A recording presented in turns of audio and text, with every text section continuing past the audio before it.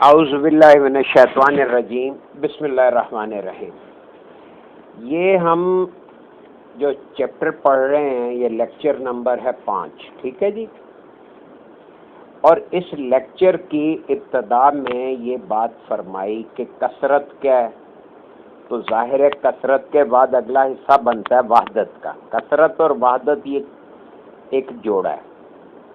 اب کثرت کا اجمال بتاتے ہوئے حضور مرشد کریم نے بتایا کہ یہ جو ہم باہر دیکھ رہے ہیں یہ سب کثرت ہے، اور جب ہم اپنے اندر دیکھتے ہیں تو ظاہر ہے کہ وہ وحدت ہے۔ تو گویا یہاں پہ دو طرزیں ہو گئیں دیکھنے کی، ایک ہو گیا باہر دیکھنا، ایک ہو گیا اندر دیکھنا۔ اب اسی کو صوفیاء کرام نے اپنی ٹرمنالوجی میں، جیسے دیکھیں نا ڈاکٹرز کی اپنی ٹرمنالوجی ہے، انجینئرز کی اپنی ایک ٹرمنالوجی ہے، اسی طرح ہر صاحب علم بندہ اپنی ٹرمنالوجی بنا لیتے ہیں، وہ ہر علم والے اپنی اسی طرح تصوف نے اپنی ٹرمنالوجی بنائی، وہ بیس کرتی ہے قرآن کی ٹرمنالوجی پہ، لیکن اس کے جو مفاہیم بعد میں ایڈ اپ ہوئے وہ بڑے خوفناک تھے۔ تو اس کے سلسلے میں یہ صوفیاء کرام نے جو بھی مباحث کیے، بحثیں کی، اور عجیب و غریب تصورات بیچ میں لائے اور ٹرمنالوجی لائے، حضور قلندر بابا اولیاء نے اس کو بڑے سلیقے سے، بڑی حکمت کے ساتھ اس کی وضاحت کرتے ہوئے اس ساری ٹرمنالوجی کو نگیٹ بھی کیا اور بتایا کہ یہ ٹرمنالوجی ایگزسٹ کرتی ہے، لیکن اس کا اصل مطلب یہ ہے، اس کے اصل مفاہیم یہ ہیں۔ تو یہ بات بتانے کے لیے انہوں نے کیا کہا، حضور مرشد کریم نے پھر ان کی باتوں کی وضاحت یوں کی کہ آج ہم یہ جو ان کے دیے ہوئے لیکچرز ہیں اس کی ریڈنگ کر رہے ہیں، اور انہوں نے فرمایا کہ پوری کائنات جو ہے یہ یکجائی طور پر لوح محفوظ پر نقش ہے۔ ہم چونکہ وہاں پہ سب ایک دوسرے کو دیکھتے تھے، دیکھ چکے ہیں، لہٰذا وہ ریکارڈ ہمارے اندر موجود ہے۔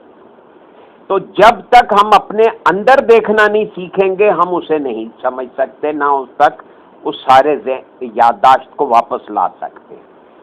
تو یہ جو باہر دیکھنا ہے اسے کثرت کہا، اور اس کثرت کا اجمال بیان کرتے ہوئے انہوں نے پھر دیکھنے کی ان طرزوں کی، جسے کہتے ہیں نا پوری شرح و بست کے ساتھ وضاحت فرمائی کہ ظاہری آنکھوں سے جس طرح ہم دیکھتے ہیں، اب اس کی مثالیں دی گئیں کہ جس طرح ہم ظاہری آنکھوں سے دیکھتے ہیں اسی طرح باطنی آنکھ سے بھی دیکھتے ہیں۔ اب ظاہری آنکھ سے دیکھنے کی انہوں نے مثالیں دیں کہ ہمیں اگر کسی جگہ جا کے کوئی عمارت دیکھنی ہے تو آپ گھر سے نکل کر وہاں تک جائیں گے تو یہ مکانیت طے کریں گے، پھر وہاں جا اس مکانیت کو طے کرنے میں کچھ ٹائم بھی صرف ہوگا، لیکن اگر آپ کا وہ جو تصوراتی نگاہ ہے، تصوراتی ماحول سے آپ آشنا ہیں، تو آپ نے کیا کرنا ہے کہ آپ تصور کریں گے اور وہ چیز کو دیکھ لیں گے۔ اس کے دو ریزن ہیں، ایک تو یہ کہ جو چیز بھی دنیا میں موجود ہے اس کا ریکارڈ کسی نہ کسی ذہن میں، اور وہ ذہن ریلیٹڈ ہے ہارڈ ڈسک سے، یعنی لوح محفوظ سے۔ اب اس میں ایک جملہ بڑا امپورٹنٹ ہے، یہ پیج نمبر 47 پہ ہے کہ اسے دو قانون منکشف ہوتے ہیں کہ آدمی جس طرح ظاہری نگاہ سے دیکھتا ہے، ہزاروں میل کی مکانیت اور دنوں اور مہینوں کی زمانیت طے کر کے دیکھتا ہے، وہ تصوراتی ماحول میں یا تصوراتی قاعدوں اور ضابطوں کے ساتھ، اب اس میں دیکھیں نا تصور کرنے کے بھی کوئی قاعدے ہیں، کچھ ضابطے ہیں، اس کے ساتھ ساتھ زمانیت اور مکانیت کے بغیر بھی چیز کو دیکھ سکتا ہے۔ یہ بالکل واشگاف لکھ دیا۔ یہ الگ بات ہے کہ ظاہری آنکھوں سے دیکھنے میں تصویر زیادہ روشن اور واضح ہوتی ہے، لیکن اگر تصوراتی نگاہ کیا ہو جائے، قائم ہو جائے، یا تصوراتی نگاہ سے دیکھنا آدمی کا اختیاری ہو جائے، یعنی وہ ارادی اور اختیاری طور پر تصور کی نگاہ سے کام لے سکے، تو یہ دھندلا خاکہ بھی روشن اور واضح ہو جاتا ہے۔ اور پھر سے اگلے پیراگراف میں یہ بتا دیا کہ نگاہ کا زاویہ تبدیل ہوتا ہے اور کچھ بھی نہیں ہے، نگاہ کے زاویوں کی تبدیلی کا نام ہے۔ جیسے جیسے باطنی احساس میں، دیکھیں آپ نے خیال، تصور اور پھر احساس، اور پھر احساس بھی باطنی احساس مزید گہرا ہوتا چلا جاتا ہے تو زاویہ نگاہ میں گہرائی پیدا ہوتی ہے اور دیکھی جانے والی چیزیں ٹھوس نظر آتی ہیں، ٹھوس نظر آتی ہیں۔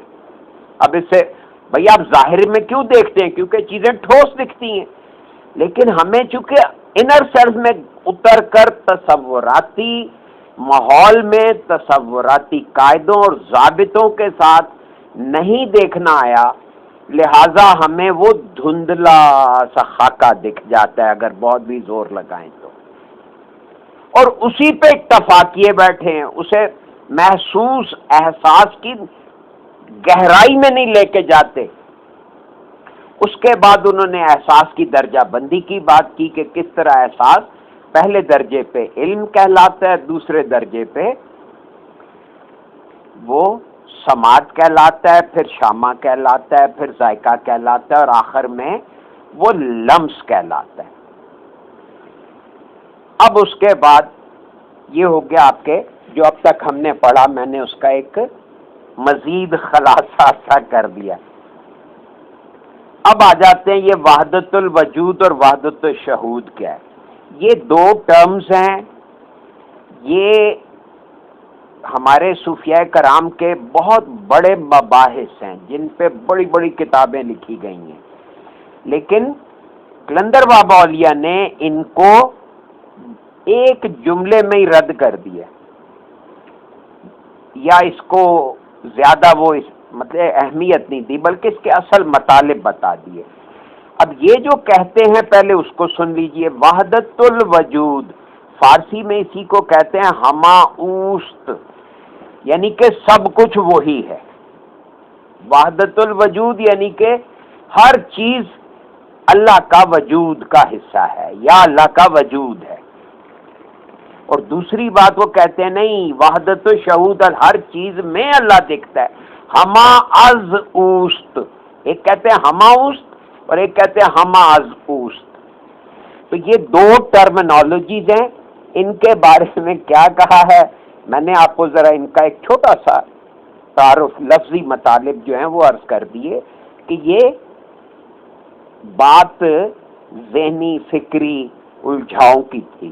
اب دیکھیے، اب حضور مرشد کریم فرماتے ہیں کہ سابقہ لیکچرز میں آئینے کی مثال دے کر بتایا گیا کہ آئینے میں خود کو دیکھنا،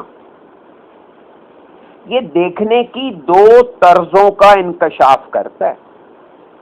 ایک دیکھنا یہ ہے کہ ہم آئینے کو دیکھ رہے ہیں اور کہتے ہیں کہ ہم نے آئینہ دیکھا۔ اب یہ طرز نگاہ بالواسطہ ہے، جب ہم دیکھنے کے عمل کو سمجھنا چاہتے ہیں اور ہمارے شعور میں گہرائی کا ادراک پیدا ہو جاتا ہے تو از خود یہ بات سمجھ میں آ جاتی ہے کہ ہم اپنے عکس کو آئینے کے اندر دیکھ رہے ہیں۔ اب یہ کہنا کہ ہم آئینہ دیکھ رہے ہیں، یہ بالواسطہ دیکھنے کی طرز ہے، یعنی یہ ڈائریکٹ اپروچ نہیں ہے۔ اور یہ محسوس کرنا کہ ہم خود کو آئینے کے اندر دیکھ رہے ہیں، یہ ہے براہ راست دیکھنے کی طرز فکر۔ اور یہی صورتحال زندگی کے تمام شعبوں پر محیط ہے، یعنی ہر چیز اصل میں ہم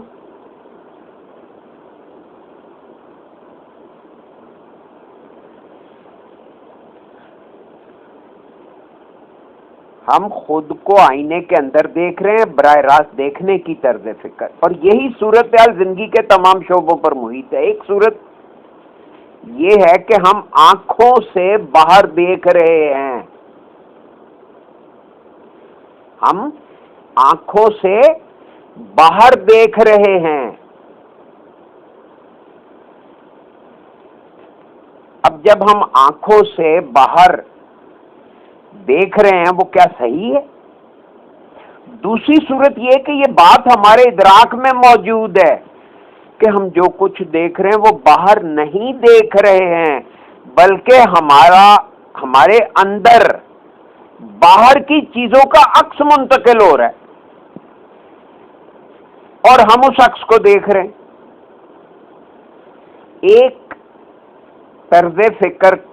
ایک طرز کو تصوف میں بالواسطہ طرز فکر کہا جاتا ہے، اور دوسری طرز کو براہ راست طرز فکر کہتے ہیں۔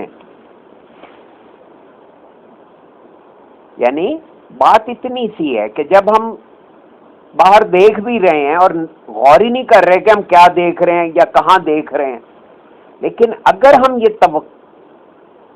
توجہ دیں کہ اصل میں ہم کیا کر رہے ہیں، ہم کسی بھی چیز کا عکس دیکھ رہے ہیں، کیونکہ وہ اس کا عکس ہمارے اندر آنکھوں کے راستے منتقل ہو رہا ہے اور ہمارا ذہن اسے دیکھ رہا ہے، اور اس کو دیکھنے کی یہ صلاحیت ہماری روح سے منتقل ہوئی ہے، تو گویا ہمارے دیکھنے کا اصل کام روح پرفارم کر رہی ہے۔ اسی کو روحانی طرزوں میں دیکھنا کہتے ہیں۔ مطلب یہ ہوا کہ اگر کوئی بندہ بالواسطہ نگاہ سے واقف ہوتا ہے تو وہ سمجھتا ہے کہ میں باہر دیکھ رہا ہوں، جیسا کہ ہم اکثر ایسے یہ سمجھتے ہیں۔ اور جب سالک یعنی کوئی روحانی بندہ، روحانی راستے کا بندہ براہ راست دیکھنے کی طرز سے آشنا ہو جاتا ہے تو وہ سمجھ لیتا ہے کہ دیکھنا دراصل باطن میں ہے، باطن میں دیکھنا ہے۔ جب تک کوئی آدمی بالواسطہ دیکھتا ہے وہ جمادات یا حیوانات کی صف میں کھڑا ایک فرد ہے، اور جب کسی بندے کے اندر براہ راست دیکھنے کی طرز کام کرنے لگتی ہے تب وہ حیوانات کی صف سے نکل کر انسان کی صف میں کھڑا ہو جاتا ہے۔ دیکھیں، ذرا غور کریں کہ کتنی بڑی بات ہے کہ ہمیں صرف اپنے دیکھنے کی یہ طرز کو امپروو کرنا ہے کہ ہم باہر نہیں دیکھ رہے، باہر کی چیزوں کا عکس دیکھ رہے ہیں۔ اگر یہ بات ہمارے اندر اتر گئی تو یہ چیپٹر میں جو کچھ مرشد کریم نے کہا یہ ہمارے پلے پڑنا شروع ہو جائے گا۔ اور جس سالک کے اندر براہ راست نگاہ کام کرتی ہے تو اس کے اوپر اس رشتے کا انکشاف ہو جاتا ہے جو خالق اور مخلوق کے درمیان ہے۔ خالق اور مخلوق کے درمیانی رشتے کو علم الہی کے علاوہ اور کوئی نام نہیں دیا جا سکتا۔ یہ جو رشتہ ہے یہ اللہ کے علم کا رشتہ ہے، اللہ کے علم کا مظاہرہ کائنات ہے، اور کائنات کے افراد کا باہمی رشتہ اللہ کے علم کے علاوہ کچھ نہیں۔ یہ دیکھیں نا کیسے شگاف لکھا ہے، خالق اور مخلوق کے درمیانی رشتے کو علم الہی کے علاوہ اور کوئی نام نہیں دیا جا سکتا۔ اللہ تعالیٰ نے الستو بربکم فرما کر کائنات کو نگاہ کا علم عطا کیا۔ اب دیکھیں نا، یہ الستو بربکم دوسرا درجہ ہے۔ پہلا درجہ کیا تھا؟ جب کن کہا، کن کہنے سے ساری موجودات کا ایک خاکہ یا ایک وہ وجود جو تھا وہ لوح محفوظ پہ نقش ہو گیا۔ پھر اس کو مخاطب کر کے اللہ نے کہا الستو بربکم۔ جب یہ فرمایا تو کیا ہوا کہ الستو بربکم کی آواز سن کر مخلوقات میں سماعت منتقل ہوئی، سماعت متحرک ہو گئی جو کہ ان کے اندر آلریڈی انکارپوریٹڈ تھی۔ اس سماعت کے زیر اثر ان کے اندر تجسس جاگا کہ بھی کسی نے پکارا، کون ہے پکارنے والا؟ تو پھر وہ تجسس یا وہ جو ان کی فہم نے ان کی رہنمائی کی اور انہوں نے دیکھنے کی کوشش کی، تو اس کوشش کے نتیجے میں ان کو نگاہ ملی، انہوں نے نگاہ کا استعمال کیا، تو اس کو فرما رہے ہیں کہ کائنات کو نگاہ کا علم عطا کیا۔ اب دیکھنے کی طرزوں میں یہ قانون بہت زیادہ اہم ہے کہ دیکھنے کا عمل اس وقت تک مکمل نہیں ہوگا جب تک نگاہ کے لیے کوئی ہدف نہ بن جائے۔ یعنی نگاہ کسی چیز کو ٹارگٹ کے بغیر نہیں دیکھ سکتی۔ یہ باہر دیکھنے کی بھی قانون یہی ہے اور اپنے اندر دیکھنے کا قانون بھی یہی ہے کہ جب تک آپ کسی چیز کو ٹارگٹ کر کے اس کو دیکھنے کی کوشش نہیں کریں گے وہ چیز نہیں دکھے گی۔ یہ آپ نے اکثر دیکھا ہوگا، چیز سامنے پڑی ہوتی ہے اور ہم کہتے ہیں وہ کہاں ہے۔ یہ خاص طور پہ یہ جو میرے جیسے ادھیڑ عمر بزرگ ہوتے ہیں، یہ چشمہ اکثر ادھر ادھر رکھ کے تو انہیں دکھ ہی نہیں رہا ہوتا چشمہ کہاں ہے، کیونکہ ٹارگٹ نظر کا چشمہ نہیں ہوتا، اس لیے دکھ ہی نہیں رہا ہوتا۔ جو ہی کوئی متوجہ کر دیتا ہے کہ جی وہ تو آپ کے سر پہ لگا ہوا ہے، اچھا سوری وہ اس طرح سے یہ ٹارگٹ جو ہے ضروری ہے دیکھنے کے لیے۔ یعنی نگاہ کسی چیز کو ٹارگٹ کے بغیر نہیں دیکھ سکتی۔ کائنات یا انسان کی نگاہ کا پہلا ٹارگٹ اللہ تعالیٰ ہے۔ اللہ تعالیٰ نے جب یہ فرمایا کہ میں تمہارا رب ہوں تو انسان کی نگاہ کے لیے اللہ تعالیٰ کی ذات ایک ٹارگٹ بن گئی۔ اب یہ قانون دیکھیں وہاں پہ کیسے اپلائی کیا ہے کہ ٹارگٹ ضروری ہے، لہذا اللہ نے اپنی ذات کو سامنے پیش کیا یا اپنی صفت ربوبیت کو سامنے لا کے ان سے پوچھا۔ اور یہاں سے کیا ہوا کہ انسان گمشدگی کے دریا سے باہر آ گیا، یعنی وہ ایک حالت ہے گمشدگی میں تھا، اسے پتہ نہیں تھا میں کون ہوں، میں کیا ہوں، میں کہاں ہوں، تو اس حالت کو گمشدگی کہہ رہے ہیں۔ تو وہ جب انسان اس گمشدگی کے دریا سے باہر آیا تو اس نے پہلے اللہ کو دیکھا اور پھر ساری کائنات کو یکجائی پروگرام کے ساتھ اللہ کی ربوبیت کا اقرار کرتے ہوئے سنا۔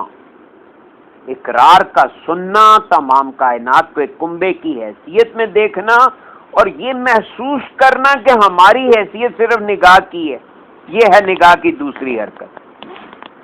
پھر نگاہ نے دوسری، تیسری، چوتھی اور پانچویں کروٹ لی اور اب اس نے دیکھا کہ فی الواقعہ ہر چیز کی حیثیت یہ ہے کہ ہم جو کچھ دیکھ رہے ہیں بس وہی ہے۔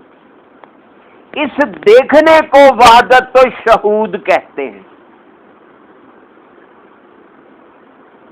کلیئر ہو گیا؟ وہ وحدت شہود اور وحدت کہ دیکھنا جو ہے، جب ہم براہ راست دیکھ رہے ہیں تو اس دیکھنے کو وحدت شہود کہتے ہیں، اور جب نگاہ بالواسطہ دیکھتی ہے تو خود کو مکانیت اور زمانیت کے اندر محبوس اور مقید محسوس کرتی ہے، تو جیسے جیسے بالواسطہ دیکھنے کی طرزیں گہری ہوتی جاتی ہیں اسی مناسبت سے کثرت در کثرت درجے تخلیق ہوتے چلے جاتے ہیں، اور یہ نگاہ کہیں گفتار، کہیں نظارہ، کہیں شہود، کہیں شامہ، کہیں سماعت اور کہیں لمس بن جاتی ہے۔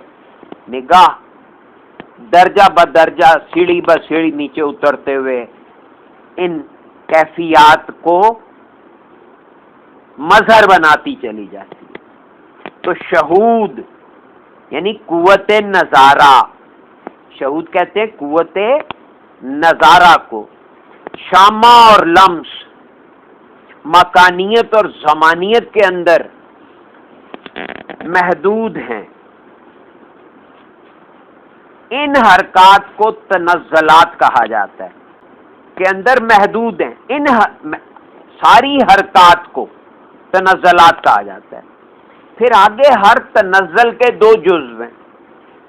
قرآن پاک میں اللہ تعالیٰ نے قانون بیان فرمایا کہ ہر شے دو رخوں پر تخلیق کی گئی ہے، اسی طرح تنزل بھی دو رخوں پر قائم ہے۔ اب ہم یوں کہیں گے کہ انسان دوسرے تنزل میں داخل ہو گیا اور اس دوسرے تنزل میں اس نے شعور، نگاہ، شکل و صورت، گفتار، سماعت، رنگینی، احساس، کشش اور لمس سے وقوف حاصل کیا. یعنی دوسرے تنزل کے پھر آگے یہ حصے ہو گئے. تنزل اول وحدت کا ایک درجہ اور تنزل دوئم یعنی دوسرا تنزل کثرت کے 5 درجے ہیں. تو یہ ٹوٹل کتنے ہوئے؟ 6. اور 6 کیا چیز ہے؟ اسی کو قرآن نے ستۃ ایام کہا ہے. یہ ہیں وہ 6 تنزلات. اسی طرح تنزلات کی تعداد 6 ہو گئی. اب پہلے تنزل کو لطیفہ وحدت اور باقی 5 درجوں کو لطائف کثرت کہتے ہیں. دیکھیں یہ لطائف کا لفظ جو ہے یہ وہ لطیفہ نہیں ہے جسے آپ اور ہم ایک دوسرے کو سنا کے تو کہہ کے لگاتے ہیں. یہ لطافت سے ہے لفظ. لطیف ہونا، کسی چیز کا بہت ڈیلیکیٹ ہو جانا. تو اس کی شرح آگے آئے گی کہ یہ لطیفہ ہوتا کیا ہے. تو لطائف کسے کہتے ہیں؟ یہاں پہ یہ سمجھ لیں کہ یہ انہی درجوں کے 6 درجوں کے 6 نام ہیں. پہلے تنزل کو لطیفہ وحدت اور دوسرے 5 درجوں کو لطائف کثرت کہتے ہیں. یہ جملہ امپورٹنٹ ہے کیونکہ آگے آپ نے یہ پیچھے جو نقشے گزرے ہیں اس میں آپ کو لطائف کا چکر سمجھانا ہے، آپ کو سمجھنا ہے. سوری. تو یہ لطائف جو ہیں یہ اصل میں کیا ہیں؟ یہ 6 تنزلات ہیں. اور پہلا جو ہے یہ نسبت تنزل وحدت کہلاتا ہے اور باقی کو لطائف کثرت کہتے ہیں. اب وحدت الوجود اور وحدت الشہود کا جہاں تک تعلق ہے، یہ جس عالم کو اہل تصوف، یاد رکھیں یہاں پہ لفظ اہل روحانیت نہیں کہا، یہاں پہ یہ باریک فرق واضح کر لیں اپنے ذہن میں. یہ اہل تصوف محض وحدت کا نام دیتے ہیں. یعنی یا جس عالم کو اہل تصوف محض وحدت کا نام دیتے ہیں، یہ ذہن انسانی کی اپنی اختراع ہے. یعنی کہ یہ تو ذہن انسانی کی اپنی ایک اپج ہے، یہ ایک اس کی اپنی بنائی ہوئی ایک چیز ہے. انسان اپنی محدود فہم کے مطابق یا محدود فکری صلاحیت کے مطابق جو کچھ بیان کرتا ہے وہ انسان کی اپنی محدود فکر ہے. اب یہ کہنا کہ عالم میں وحدت باری تعالی ہے، ہرگز صحیح نہیں ہے. کوئی شک رہ گیا کہ یہ وحدت جو ہے جس کو آپ اور ہم وحدت کہتے ہیں، یہ کوئی وحدت باری تعالی نہیں ہے، ہرگز صحیح نہیں ہے. اس لیے کہ اللہ تعالیٰ کی وحدت کو یا اللہ تعالیٰ کے کسی بھی وصف کو انسانی شعور بیان کرنے سے قطعی قاصر ہے. انسانی شعور میں اتنی سخت ہی نہیں ہے کہ وہ اللہ کی کسی ایک وصف کو یا اس کی وحدت کو بیان کر سکے. تو جب ہم اللہ تعالیٰ کی وحدانیت بیان کرتے ہیں تو دراصل اپنی محدود فکری صلاحیتوں کا تذکرہ کرتے ہیں. یہ ممکن ہی نہیں ہے کہ کسی لفظ کے ذریعے اللہ تعالیٰ کی صفات کا مکمل احاطہ ہو سکے. انسان اللہ تعالیٰ کی صفات کے بارے میں جس لامحدودیت کا اظہار کرتا ہے یا اس کے بارے میں بات کرتا ہے، فی الواقعہ وہ اپنے محدود دائرے کا تذکرہ کرتا ہے. یعنی انسان کی محدود فکر کے اندر اللہ تعالیٰ کی صفات جس حد تک سما جاتی ہیں اس نے اس کو لامحدودیت کا نام دے دیا. اس کا مطلب یہ نکلا کہ جب ہم اللہ تعالیٰ کی وحدت کا تذکرہ کرتے ہیں تو فی الحقیقت ہم اپنی وحدت کا ذکر کر رہے ہیں. یعنی ہم کہنا یہ چاہتے ہیں کہ ہم نے اللہ تعالیٰ کی صفات کو اس حد تک سمجھا ہے. انسان جس مقام کے تعین کے ساتھ اللہ تعالیٰ کو دیکھتا ہے یا سمجھنے کے لیے کارکردگی کا مظاہرہ کرتا ہے، اسی مناسبت سے وہ اللہ تعالیٰ کا تذکرہ کر دیتا ہے. کیونکہ انسان کی لامحدود نگاہ بھی محدود ہے. اس لیے آگے اور آگے اسے کچھ نظر نہیں آتا، تو اس کے ادراک میں یہ بات نہیں آتی کہ جو دیکھا ہے اس سے آگے بھی کچھ ہے، تو وہ بے بسی کے حالت میں سمجھ نہ آنے والے عالم کا نام وحدت الوجود یا وحدت الشہود رکھ دیتا ہے۔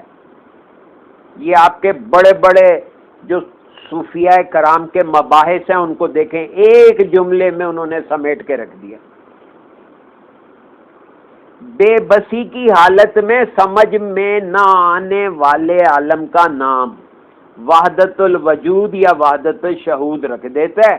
آخری نبی سیدنا حضور علیہ الصلوۃ والسلام کا ارشاد ہے، پہچاننے کا جو حق ہے وہ ہم سے پورا نہیں ہوا۔ تو اللہ تعالیٰ کیا فرماتے ہیں کہ درخت قلم بن جائیں اور سمندر روشنائی بن جائیں، تب بھی اللہ کی باتوں کا احاطہ نہیں ہو سکتا۔ تو یہ وحدت الوجود، وحدت الشہود، یہ فکر انسانی کی اپنی لمیٹڈ پرواز کا نام لوگوں نے رکھ دیا تھا، اور یہ جملہ تاریخ میں شاید ہی کبھی کوئی کہنے کی جسارت کر سکا ہو جو حضور قلندر بابا اولیاء نے اور حضور مرشد کریم نے واشگاف کر دیا۔ یہ پیج نمبر 53 پہ دیکھیں، سب سے اوپر کی لائن میں کیا لکھا ہے؟ حجاب محمود، حجاب کبریا، حجاب عظمت اور عرش معلیٰ۔ اور پھر حجاب محمود کے دیکھیں نیچے کتنے نام ہیں؟ حجاب محمود، عالم لاہوت، کائنات کا لاشعور، پھر لوح محفوظ، پھر عالم نور، نہر تصوید، شعور اول، ورائے شعور، تجلی، نور مفرد، نظر، شہود، اور اس سے نیچے میں عرض کر رہا ہوں کہ نیچے لکھ لیجئے وہمہ۔ حجاب کبریا کے نیچے عالم جبروت۔ یہ اصل میں ایک ہی چیز کو سمجھانے کے اتنے زاویے ہیں۔ حجاب کبریا کیا ہے؟ یہی عالم جبروت ہے، یہی کائنات کا شعور ہے، یہی کتاب المرقوم ہے، اسی کو عالم تحت لاشعور بھی کہتے ہیں، اسی کو نہر تجرید بھی کہتے ہیں، اسی کو شعور دوئم بھی کہتے ہیں، اسی کو تحت لاشعور بھی کہتے ہیں، اسی کو نور بھی کہتے ہیں۔ یہی نور مرکب میں ڈھلتا ہے، پھر یہی نظارہ بنتا ہے اور یہی مشاہدہ کہلاتا ہے۔ حجاب عظمت کیا ہے؟ وہ عالم ملکوت کو کہتے ہیں، یہی کائنات کا ارادہ ہے، یہی عالم مثال ہے، یہ اسی کا نام ایک اینگل سے عالم امر ہے، اسی کو نہر تشہید کہتے ہیں، اسی کو شعور سوئم کہتے ہیں، اسی کو لاشعور کہتے ہیں، اسی کو روشنی کہتے ہیں، اسی کو نسمہ مفرد کہتے ہیں، اسی کو ناظر۔ یہ دیکھیں نا، یہ تیر کے نشان اوپر سے نیچے کو بہ رہے ہیں، یہ تیروں کے جو نشان اوپر سے نیچے کو آ رہے ہیں، ایک یہ کہ حجاب محمود سے تیر کا نشان حجاب کبریا کی طرف ہے، کہ حجاب محمود سے اطلاع حجاب کبریا میں آ رہی ہے، وہاں سے حجاب عظمت میں آ رہی ہے، وہاں سے عرش معلیٰ پہ جا رہی ہے۔ عرش معلیٰ ہی کے نیچے ہے عالم ناسوت، اسی کو کائنات کی حرکت کا ہے، اسی کو عالم مظہر کا ہے، اسی کو عالم خلق کا ہے، اسی کو نہر تظہیر کا ہے، پھر اسی کو شعور چہارم کا ہے، اسی کو عام زبان میں شعور کہتے ہیں، اسی کی پروڈکٹ کا نام مادہ ہے، اسی کو نسمہ مرکب کہتے ہیں، اسی کو منظور کہتے ہیں، اسی کو مشہود کہتے ہیں۔ اور جیسے میں نے کہا نا، حجاب محمود کے سب سے نیچے لکھ لیجئے وہمہ، حجاب کبریا کے نیچے لکھ لیجئے خیال، اور حجاب عظمت کے نیچے لکھ لیجئے تصور۔ تو یہ عرش معلیٰ کیا ہوا؟ احساس۔ یہ ہیں وہ چار نہریں، انہی کو چار نہریں کہہ لیں، انہی کو۔ یہ نقشہ میں نے نہیں بنایا، یہ حضور مرشد کریم نے آپ کی اور میری سہولت کے لیے بنایا تھا۔ اس پہ کتنا کام ہوا، اسی نقشے کی وجہ سے یہ سمری بن گئی پوری لوح و قلم کی، کہ یہ ساری چار نہریں جس کو کہا جاتا ہے وہ اصل میں اطلاعات کے درجے ہیں۔ جو حجاب محمود ہے وہ اصل میں وہمہ کو کہا ہے کہ، اور حجاب کبریا یہ اصل میں خیال کا ہے۔ خیال کا درج ہے، حجاب عظمت یہ تصور کا درج ہے، اور اس کے بعد یہ احساس کا درجہ شروع ہو گیا، اور یہاں سے پھر مظاہراتی دنیا کا کھیل شروع ہو جاتا ہے۔ اسی لیے اسے نہر تظہیر بھی کہتے ہیں۔ وحدت الوجود اور وحدت الشہود، اس کو یہ سمجھ لیں کہ یہ انسان کی فکری حدود کا نام ہے۔ کیا کہا؟ انسان کی اپنی فکری حدود کا نام، اس نے کہیں وحدت الوجود رکھا، یعنی جس کو جیسے جتنی بات سمجھ میں آئی اس نے اس کا ایک نام رکھ دیا۔ دوسرے کو یہ لگا کہ ہر چیز میں اللہ دکھتا ہے، تو اس نے اپنی فکری حدوں کا نام وحدت شہود رکھ دیا، اور وحدت اور وحدانیت کا پرچار شروع کر دیا۔ حضور قلندر بابا اولیاء نے بالکل واشگاف بتا دیا کہ اپنے اندر اترنا وحدت ہے، باہر دیکھنا کثرت ہے۔ جہاں جہاں حضور مرشد کریم نے دائرہ لگایا ہے نا، جب ہم ان کیفیات کو پڑھیں گے تو یہ بات ذہن میں رکھیں کہ یہ دائرے کی حرکات ہیں۔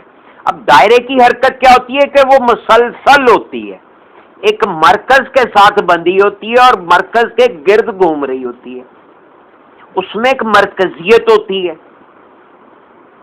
اب آپ غور کریں کہ حجاب محمود کے نیچے سارے ہی دائرے ہیں، حجاب کبریہ کے نیچے سارے ہی دائرے ہیں، ٹھیک ہے؟ اس میں یہ جو عالم آ گیا نا بیچ میں، عالم میں لاہوت، یہاں پہ یہ ایک لوپ سا بنا ہے، یعنی بیضا قسم کا دائرہ، ذرا پچکا ہوا دائرہ، لیکن نہر تسوید کے دائرے ذرا دوسری طرح پچکے ہوئے ہیں۔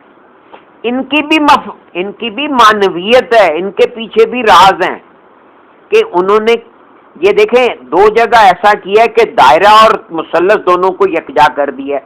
عرش مولا کے نیچے دیکھیں کہ عالم میں مظہر جہاں کہا ہے وہاں پہ یہ مظاہر جو ہیں یہ دائرے کے اندر ہیں، لیکن جو جوں یہ کھلیں گے تو یہ دائرہ معدوم ہوتا چلا جائے گا، صرف مثلث رہ جائے گی۔ اب مثلث کیا ہوتی ہے؟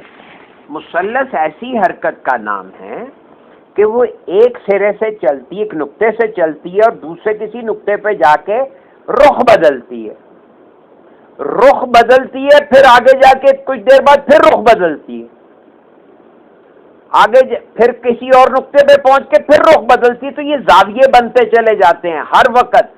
جیسے آپ غور کریں کہ جب ہم کسی بھی چیز کے بارے میں سوچتے ہیں، آپس میں لوگوں کو بات کرتے سنیں ذرا، وہ ایک نے ایک بات کی، تھوڑی دور تک وہ بات چلے گی، ساتھ ہی بات پلٹ جائے گی، کوئی اور بات شروع ہو جائے گی، پھر وہ کوئی اور بات چھیڑ دے گا۔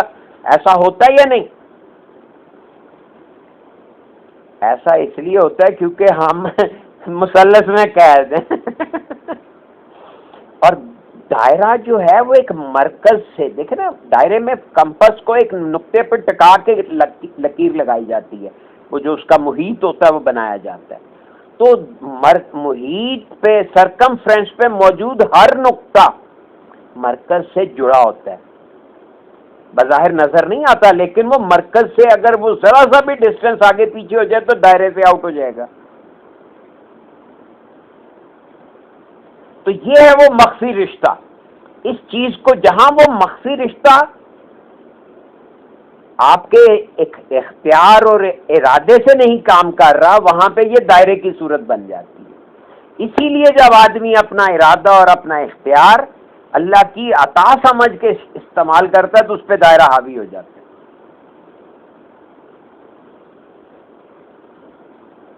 ٹھیک ہو گیا جی؟ میرا خیال ہے کہ ٹائم از اوور۔